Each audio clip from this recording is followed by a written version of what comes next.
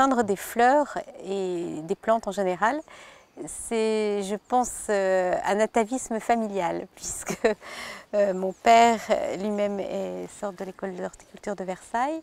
J'avais une grand-mère qui était passionnée par les fleurs et qui était toujours dans son jardin. Et maman aussi a pris la suite, elle a un très beau jardin et je pense que j'avais un œil déjà un peu éduqué pour pouvoir apprécier l'aquarelle des fleurs. Là, tu ne bouges plus, tu es belle.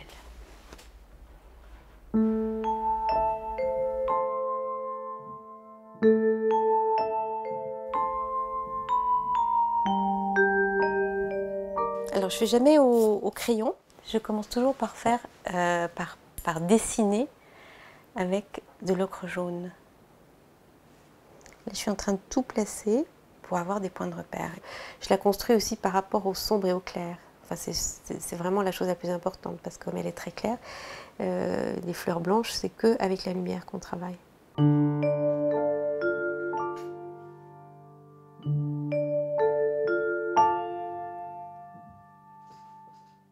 C'est une course contre le temps, oui, parce que la fleur s'ouvre, elle est vivante.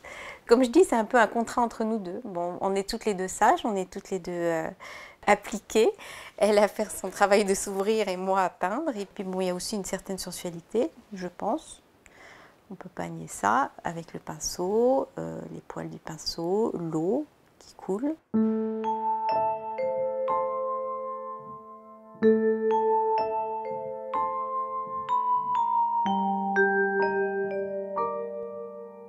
Je travaille toujours d'après nature, jamais d'après photo.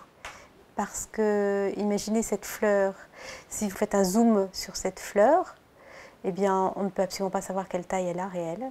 Pour celui qui va lire le résultat sur ma feuille de papier, il faut absolument qu'il ait la taille réelle de la fleur, la taille réelle des feuilles, le port de la tige, etc.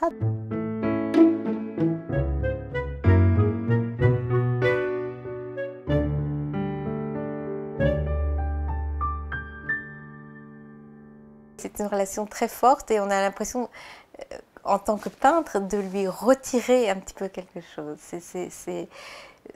Oui, c'est très personnel comme réflexion, mais on lui arrache quelque chose, parce que déjà là, maintenant, quelques heures après, elle n'est plus la même que ce qu'elle était quand elle était dans toute sa beauté, il y a quelques heures. Donc on lui a arraché quand même quelque chose, pour le restituer et le garder, et le posséder.